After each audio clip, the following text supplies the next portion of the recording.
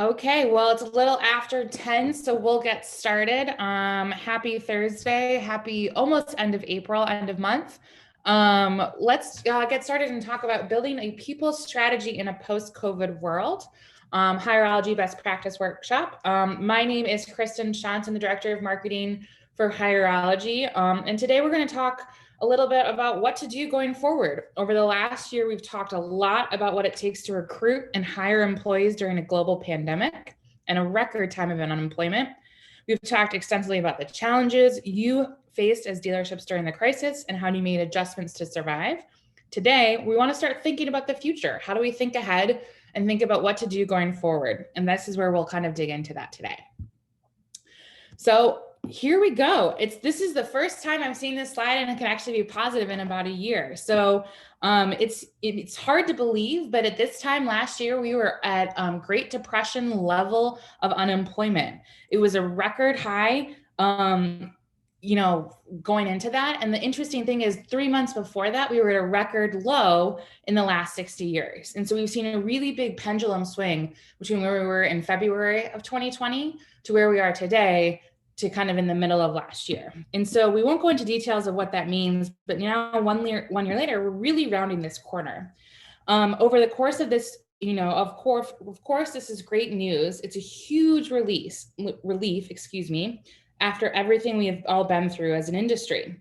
The outlook in 2021 is bright, and today we'll talk about what that means. What does this pendulum swing from 3% to 15% to 6% mean going forward, especially as there's predictions to get us back to that 3%, if not lower level, which means everyone who can work is working. What it means in this app economy is prior to the crisis of 2020 is returning. Hiring demand is increasing as the economy recovers and businesses staff up to keep pace with increased sales. And at the same time, the pool of quality applicants is decreasing as unemployment declines. Top talent these days has options, and they have many of them, which means you have to compete more than ever before. If you thought it was hard in January of last year, it's only going to get higher because people have been home and they've been selective and they've been thinking about it. To get ahead of others and track that top talent so that you can be the most productive and ready to take on the economy as it reopens and money floods the market, you have to find better ways to reach top candidates, and you have to get them on board before you lose them to dealerships down the street. You need to be focused, you need to move with urgency and execute at a high level on this hiring strategy. You have to rethink your entire approach to hiring to ensure you are getting in front of the right candidates and able to move them quickly through your hiring process. Now is the time to take advantage of this, and these headlines and what we're talking about for unemployment should kind of get you moving and get you going. Now I want to take a step back and really just revisit where dealerships are today. It was a transformative year. Some welcome, some kind of forced on us with the pandemic. It turns out while we were dealing with COVID-19 that many industries like hospitality were hit really hard.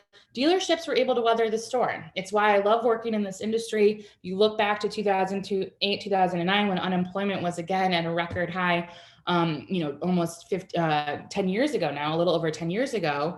Dealers weathered the storm. They have resilience. They show some things. And because of this, they were able to come through.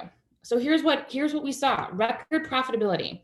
Supply and demand issues, people wanting to use their cars more frequently for travel, people being home, really led to higher margins, cost-saving methods, et cetera, that really led to this record profitability. New buying methods are here to stay.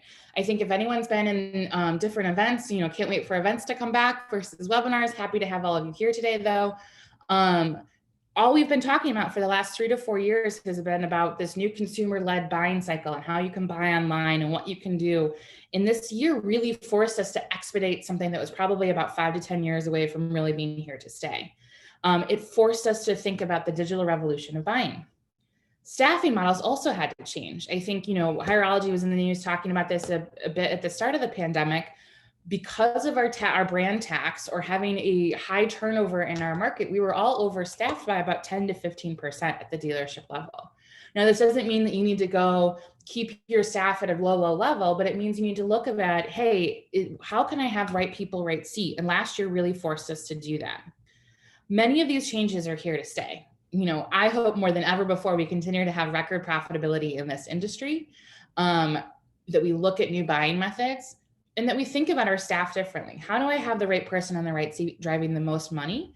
And that doesn't mean that I need to throw bodies at it, but I throw the right people and attract the right talent. And so we'll talk about how your hiring process and who you put on your payroll can support all of these things today.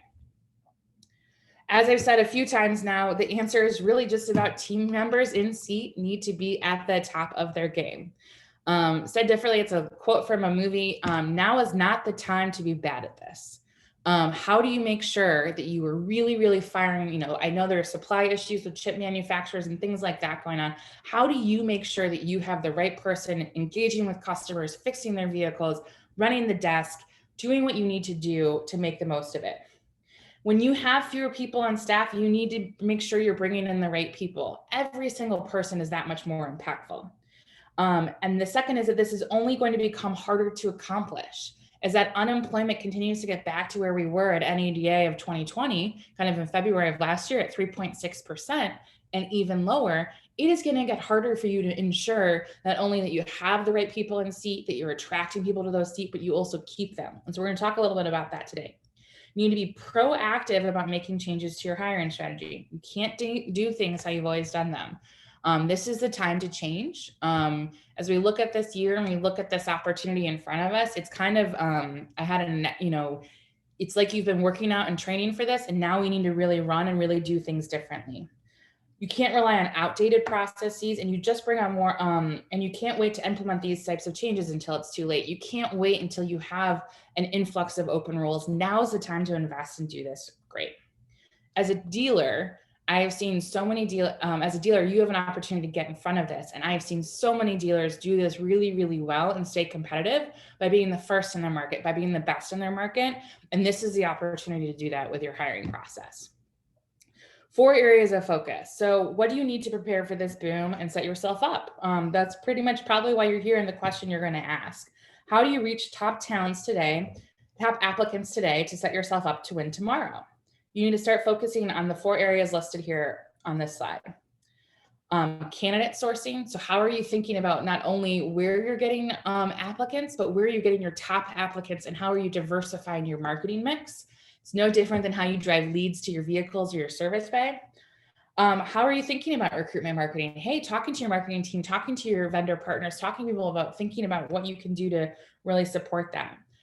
How are you delivering a good hiring process? I think it does twofold things with a great hiring process. It helps you manage cost and helps you deliver a really positive candidate experience. Candidate experience can impact who you put on payroll, who's selling to your vehicles, but it can also impact your brand in the market. So it's something to really double down on today.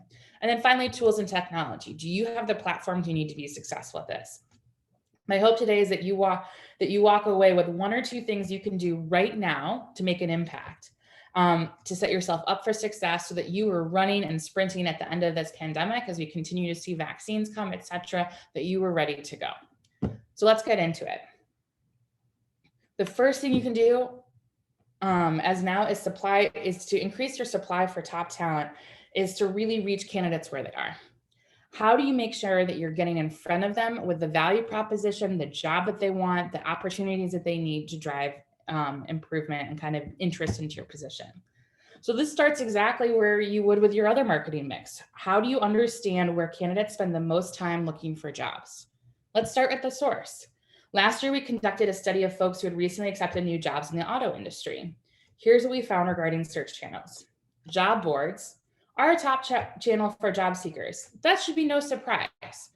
It's what they're there for. It'd be like someone saying, hey, is cars.com or Auto Trader the top source for your vehicle search? 100%, but it's not the only place that they're going. But it's really interesting. So this is kind of the same for job boards and your marketing mix on recruiting. It's really interesting to see that roughly half come through referrals.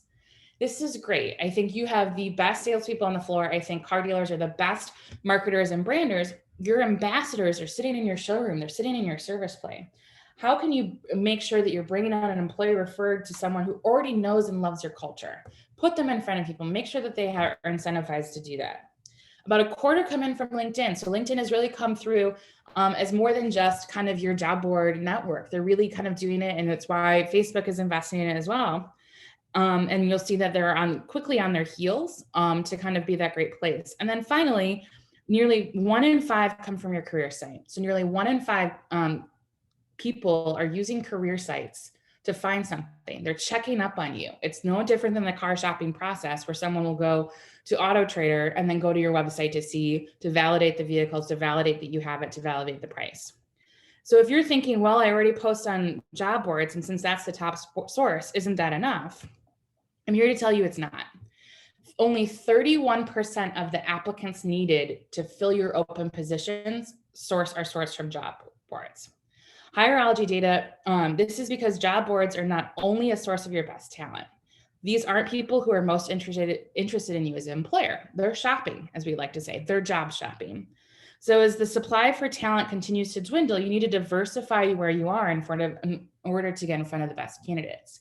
Is that unemployment, I'm going to keep saying this, as that unemployment continues to go down, it's going to continue to get super competitive as more and more employers are looking to really staff back up. There's so many businesses outside of the dealership community that you compete with in retail, in hospitality, in restaurants, in leisure, et cetera, that you're going to start competing with talent for that are reopening and looking to staff up really quickly. And so those job boards are going to be really congested and really competitive. So how do you diversify and reach people where they are and do what you need to do?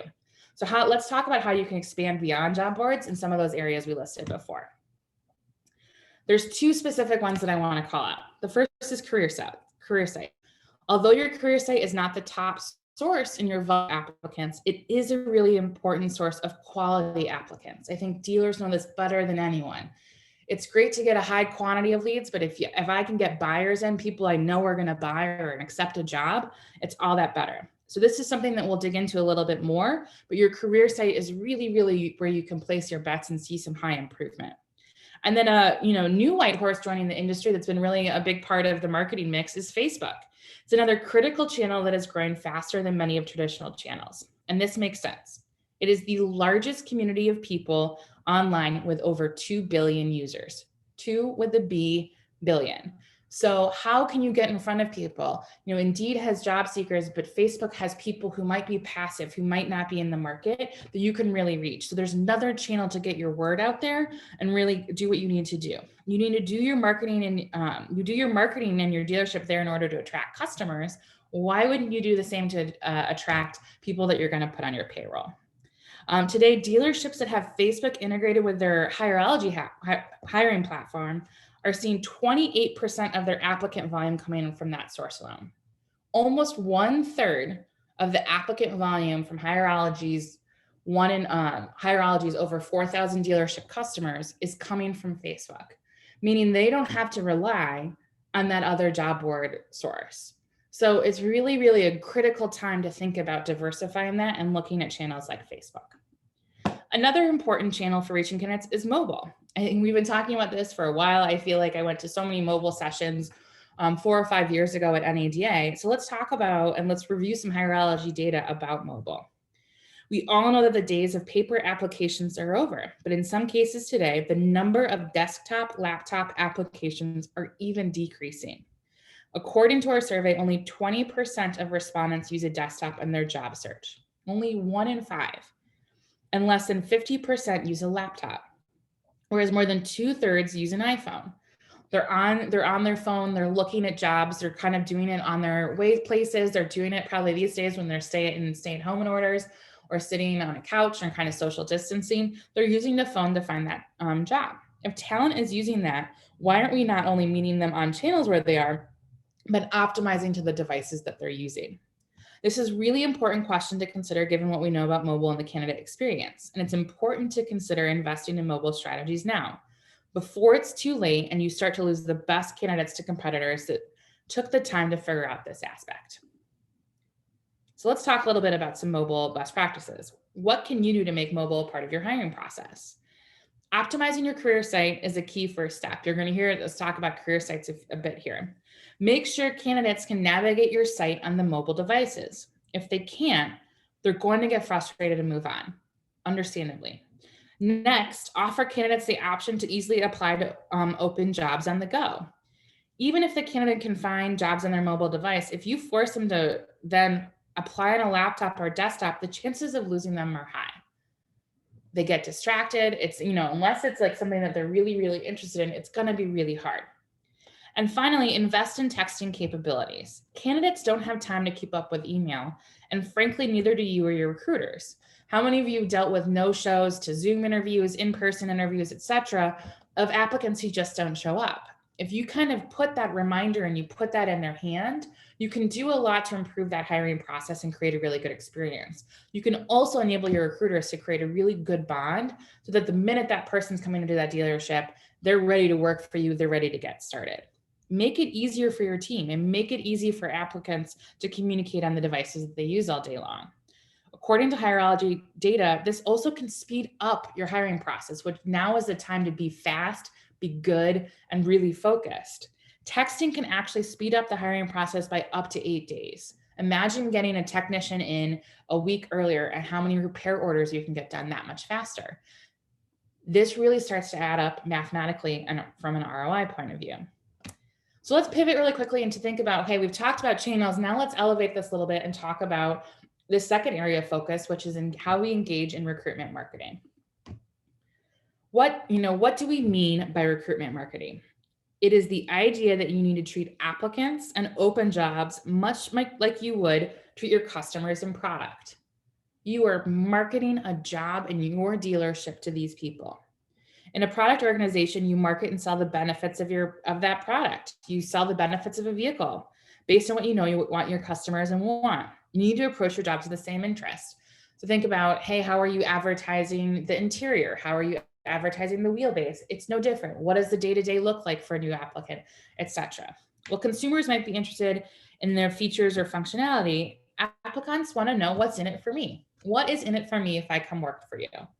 What am I, as an employee of your company, going to gain from working there? Why should I have chose you over the many other opportunities I have available? Or put simply, if there's 2 Ford dealerships in your city, why would I work for your Ford dealership versus someone else, as an example? As an employer, you need to be ready to answer those questions. Why me? Why come work here? That starts with really understanding what it is the candidates want from you as an employer. So let's look at what motivates people to initiate their job search as a starting point. In our study referred to earlier, we found that most candidates begin their job search for these reasons. Bad culture, they were unhappy with the environment that they were working in. Better pay, no surprise there. Hey, where can I go get money that gives me security for my family? Better benefits, it's a big program. People are looking at the holistic of what they're being paid today outside of just money itself. Poor management. I think we've been talking about this for years in the auto community, but people leave their current job quite often because of the leader that they have. And then finally, a lack of career path. As the workforce is becoming predominantly millennial and Generation Z, the next generation behind us, you are going to see career pathing in the future and planning for that become that much more of a priority. Applicants are leaving these jobs because of these reasons, and they will look for new opportunities that fulfill those needs. If I can't get it here, I will get it somewhere else. So the best way you can attract people to your jobs is knowing that, hey, if they left somewhere because of one of these 5 things or 6 things, how do I tackle and make sure that I'm better at that? So let's talk about how to do that. How do you make your differentiating factors known? This is a customer based out of here in Chicago and Grand Rapids, and they have a great career site, and they really put this forward. It is, if you put a section, how we care for our team as the example here, how we put forth what's in it for me, you put it on your career site, you put it in there, you put it in the hub of your messaging. You can see that beyond the listing of open roles, Fox Motors, they actually did a lot to market their organization. Where are their development? Where can you get your benefits program? How do you put your career in gear? How are you thinking about your career path? How are they giving back to their community? There's a lot of things on here that tell the story of not only, hey, here's what the job is and here's what you can expect from a day-to-day hourly point of view, or here are the open positions we have, but here's what it's like to work at our dealership. And here's what it's like to work at all of our stores. Take a second, either now or after this call, do a little audit of your career site. Does it have this story? Do you know what's in it for me? Even if you were to ask your employees, what's your favorite part of working here? Is it the people? Is it the culture? Is it pay? Is it the brand that they work for? Tell that story, get it out there so that people can understand. The reason why this is important, well, most of my applicants don't come, you might think most of my applicants don't come from my career site. Yeah, you're not going to get a high volume of applicants, but the truth is these applicants tend to be much more likely to fit the roles that you're looking for. So 57% of career site applicants are considered quality applicants.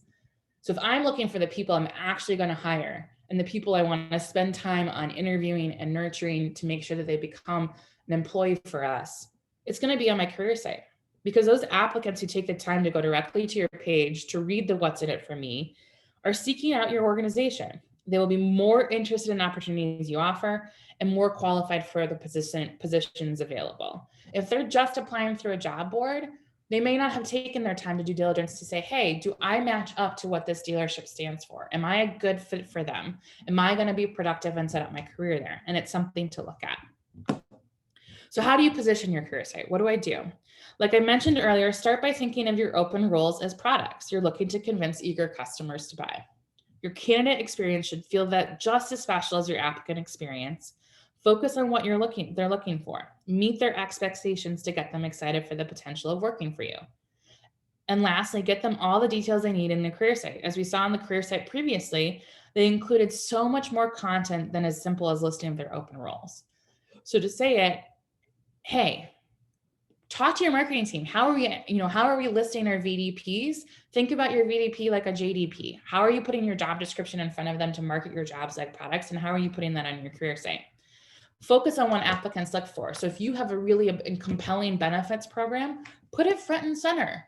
Put it out there and then centralize them on your career site. Use it as your hub. It is your number one marketing tool. And I know you all are investing time, energy, and money to improve getting consumers to there. Job applicants will go there as well. And so make sure it's a good destination and you put your best foot forward in the start of this recruiting process. Now is the time to do that as we look to reopen. Another key aspect of good recruitment marketing is using data to inform processes and decisions. What do I mean by this? Once you have a multi-channel recruitment strategy in place, you should also have a process to measure the effectiveness of your recruitment efforts. This is no different than how you attract and optimize your marketing campaigns. You need to know what works, what doesn't, and then make adjustments to drive success. You were all so good at this and thinking about where my lead volume is coming from. Am I getting what I want from every dollar that I put in to my different third-party sites, SEO, SEM, etc.? Put the same level of scrutiny on your recruitment process. When it comes to recruitment marketing, there are things to look at. Time to hire. How long does it take from initial application to extended offer? We'll dig into this later in the presentation, but the faster you can do this, the better. Candidates have multiple options as the economy ramps up, and the longer you take, the greater the chances of losing your applicants to competitors. Sourcing insight. Which of your sourcing channels brings in the most candidates? Which brings in the least? With this data, you can optimize where you allocate your resources in order to maximize the results of your investment. We talked about this a little bit before. It may feel good because you know you're getting a ton of applicants from some job boards, but if you really dig into sourcing insight, do you know where your hires are coming from? The actual people you're putting on your payroll. If it's your career site, you need to double down. If it's Facebook, how do you make sure that you're putting all of your employee engagement activities on your Facebook account? Those are things to look at beyond just, hey, am I getting a high volume? Is that high volume converting into employees is where you should really spend your time. And the last one is process adherence. We'll dig into this even more, but it's important to follow a process for attracting, hiring, and onboarding talent. A great process helps you hire quality candidates faster, track how often the process is followed, and which steps are skipped. Creates better accountability within your store. You can use this data to foster conversation between your managers and team members to ensure all applicants are reviewed and proven process steps are completed. So we covered understanding where candidates are coming from and recruitment marketing. Now I want to dig into the third thing you can do right now, and that is investing in this process I just mentioned. You need to have a great one, period. It's table stakes at this point.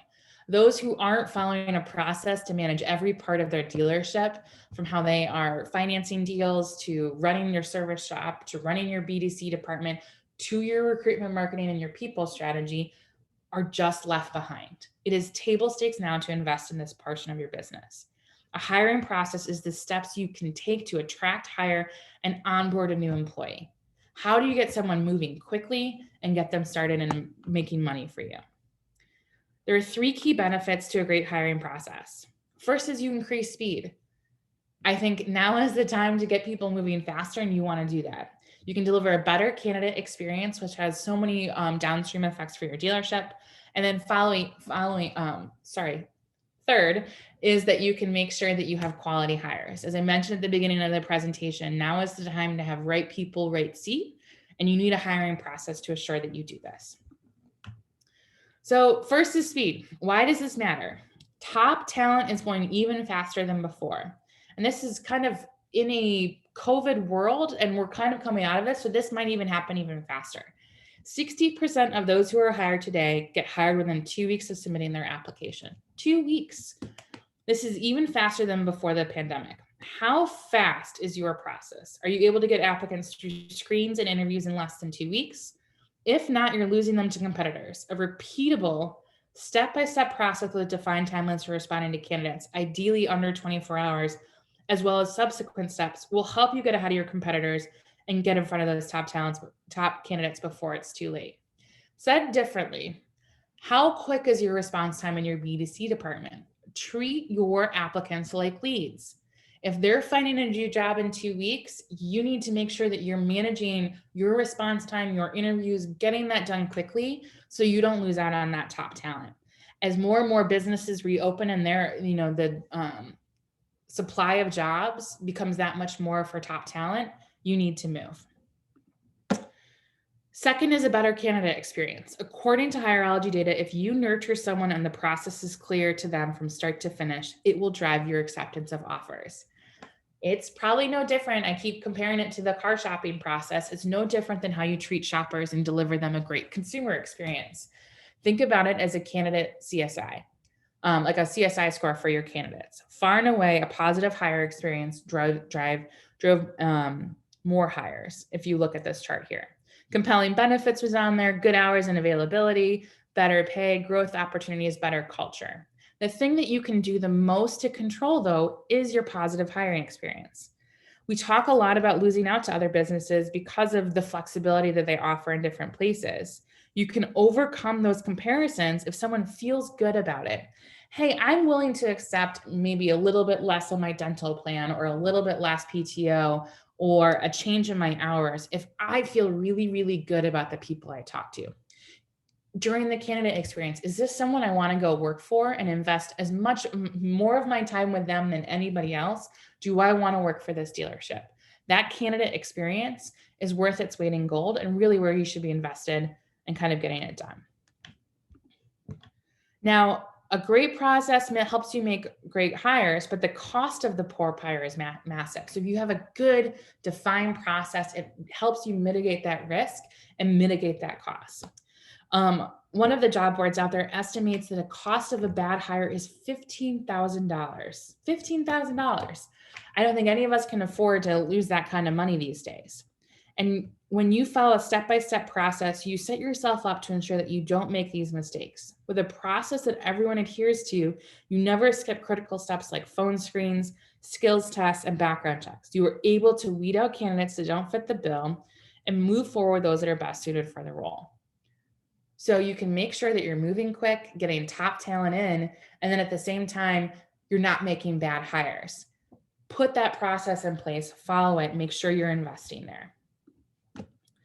So what does a good process look like? It's easy to skip any of these steps. Maybe you quickly move people to interview without screening, or you skip the background check. Hey, I met them, I liked them, they served me at this restaurant before. But the cost of making a poor hire, as we talked about before, is too great for you to take some shortcuts. A solid process that everyone follows makes it really hard to miss important steps. How do you make sure you have fast application review? So, hey, an application comes in, my team responds to it really quickly and scores it. Are you running phone screens? How is someone making sure just through gut and just through conversation that someone's going to be a good cultural alignment and good for the role. And then how do you make sure you run consistent interviews? Is everyone following a solid interview guide to make sure they understand it? Are you running background checks to do what you need to do to make sure that they legally can work for you and that you are putting your consumers in good hands?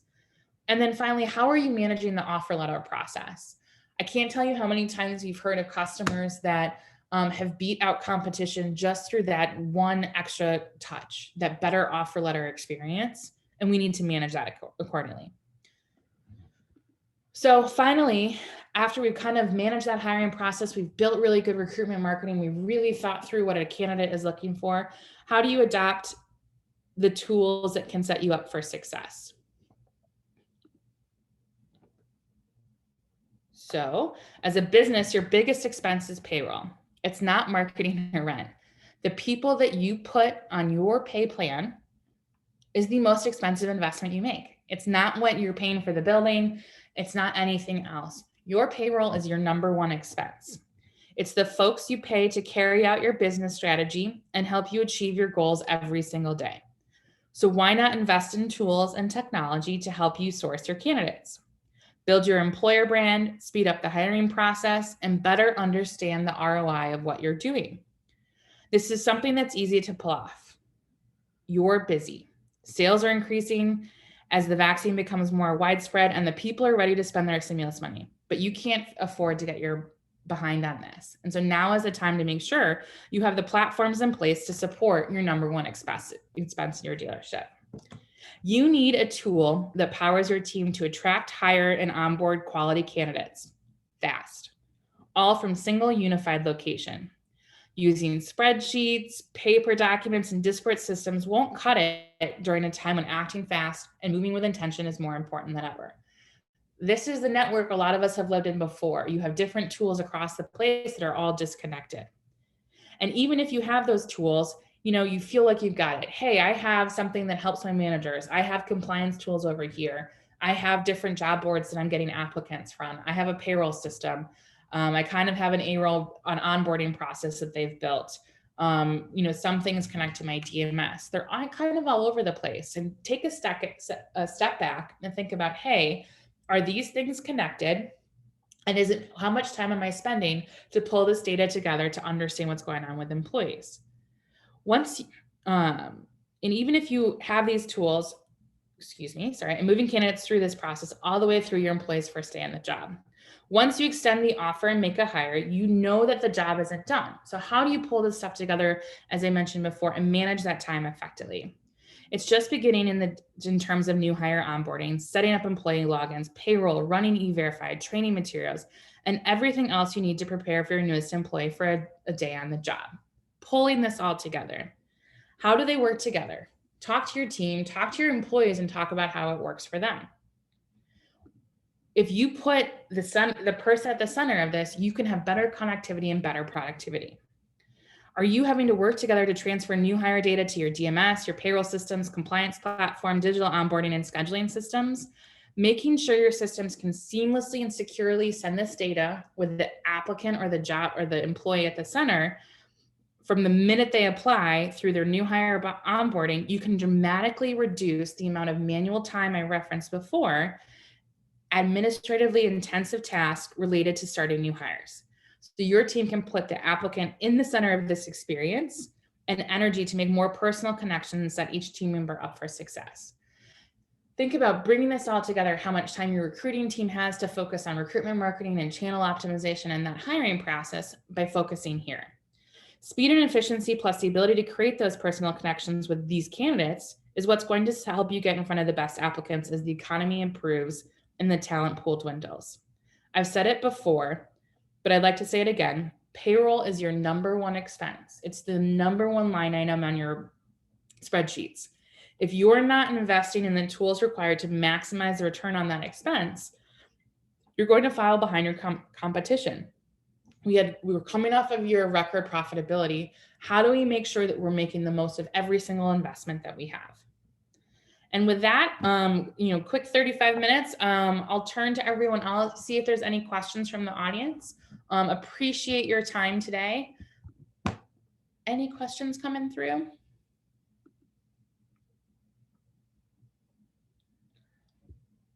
Give it a second. Okay, doesn't look like it today. Appreciate your time. Please reach out to anyone at Hierology. If you need anything, our info at Hierology is always a great place to start. Appreciate your time and good luck this summer as everything starts to reopen.